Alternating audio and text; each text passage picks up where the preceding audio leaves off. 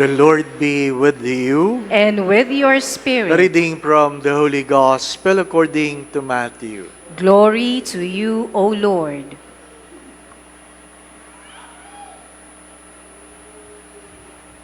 When Jesus was born in Bethlehem of Judea in the days of King Herod, behold, the Magi from the east arrived in Jerusalem, saying, Where is the newborn King of the Jews? We saw his star at its rising and have come to do him homage.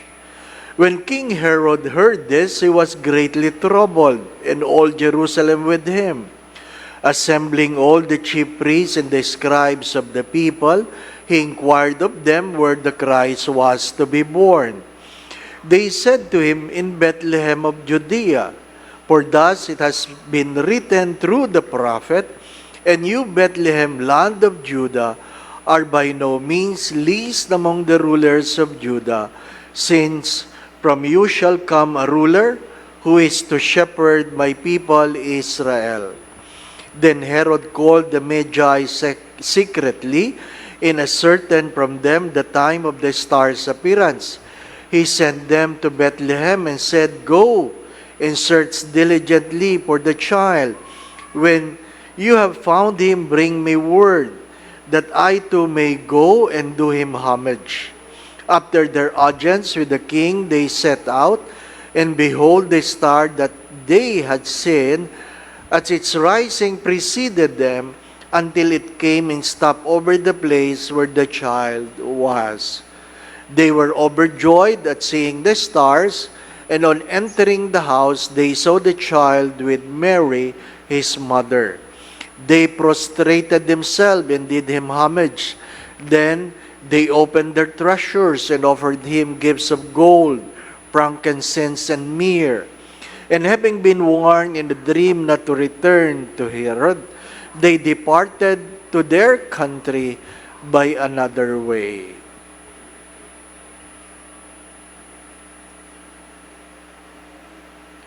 The Gospel of the Lord. Praise to you, Lord Jesus Christ.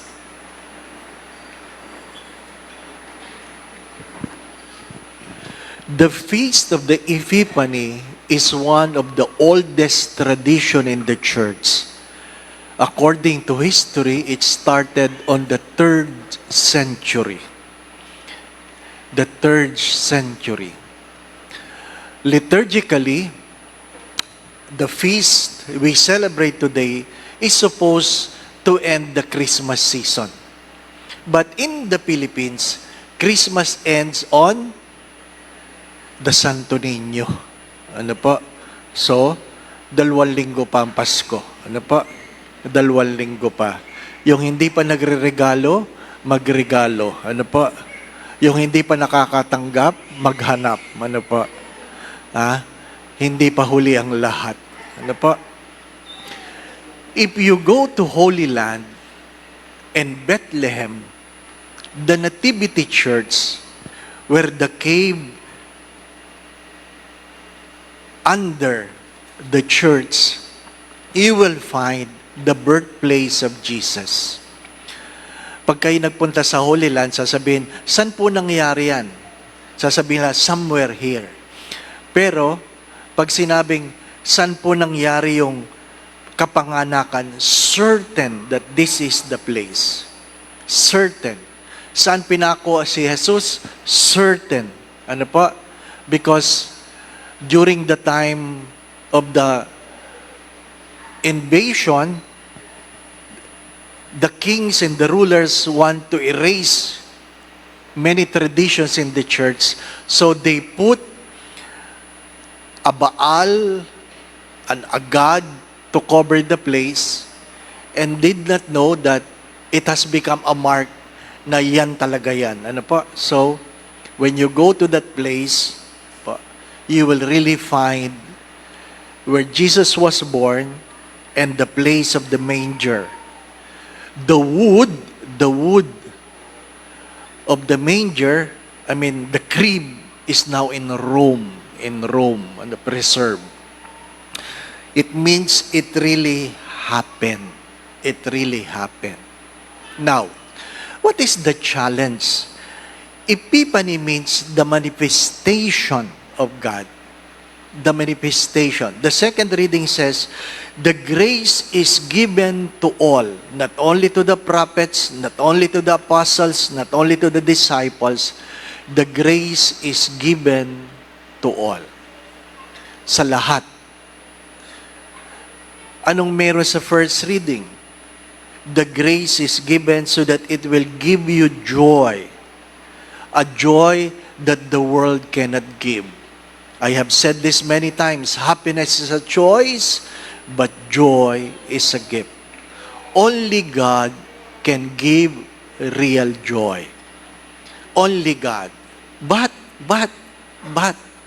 the capital but is, you must seek the manifestation where you can find God.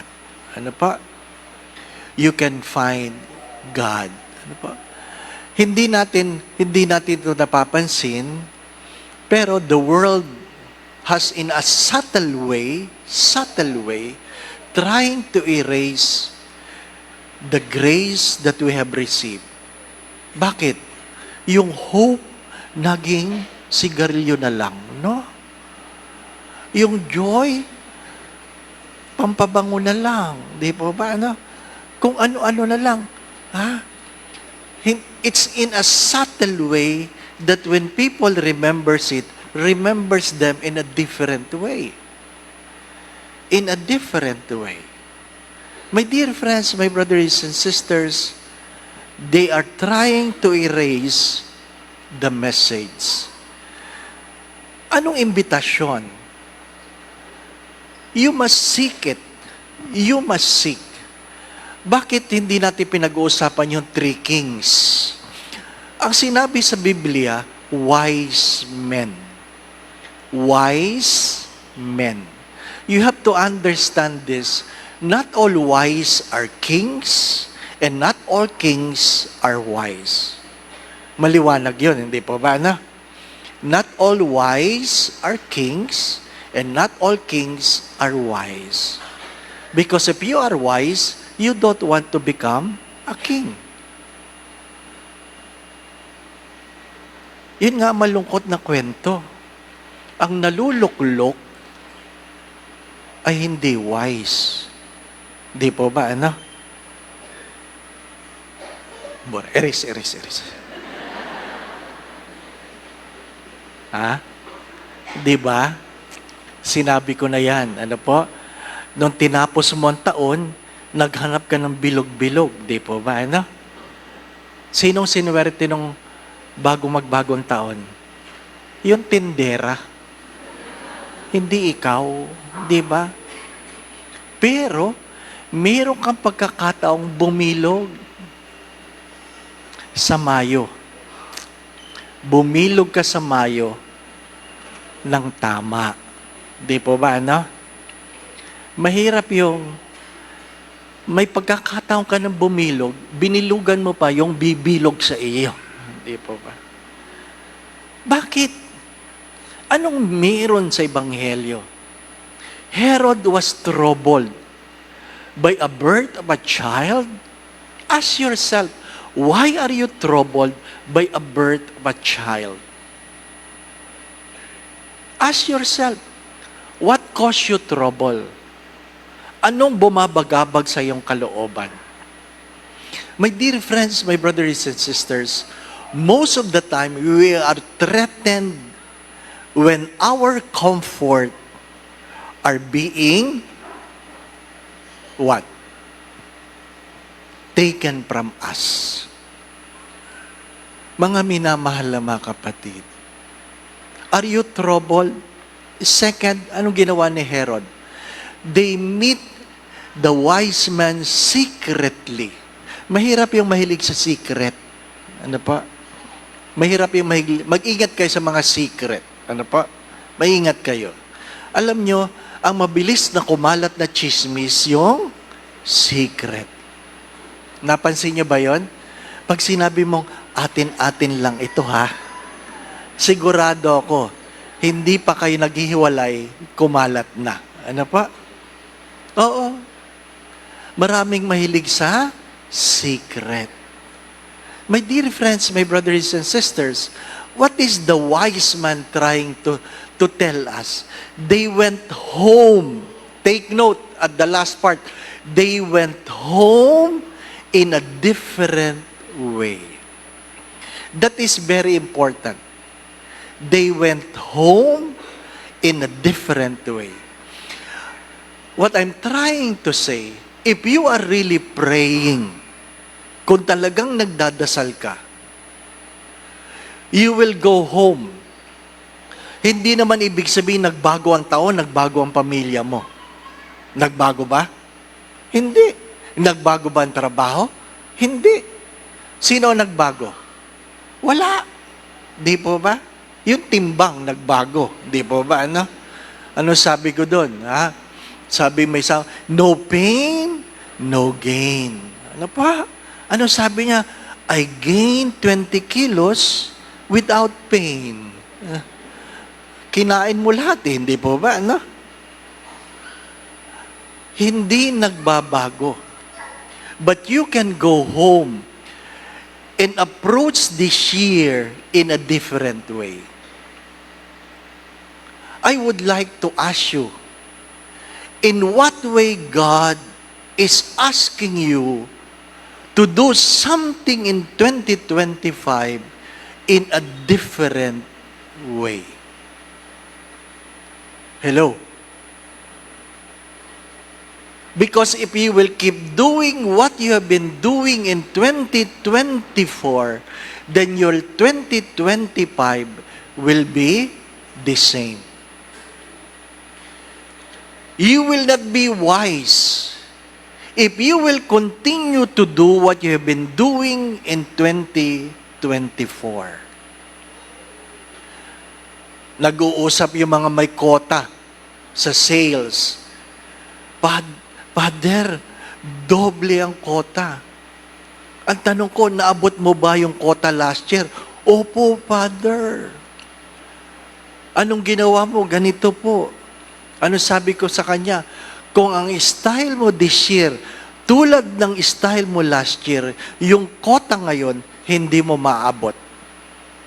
Sapagkat yung style na ginamit mo last year, para lang yun sa quota last year. Nakukuha pa niya? You must do things in a different way. And what is that? You answer it. Hindi ako. To be wise is to do things in a different way. You want a happy family? Then learn from 2024. Learn. Do what is best. Change the things that do not work. Di po ba,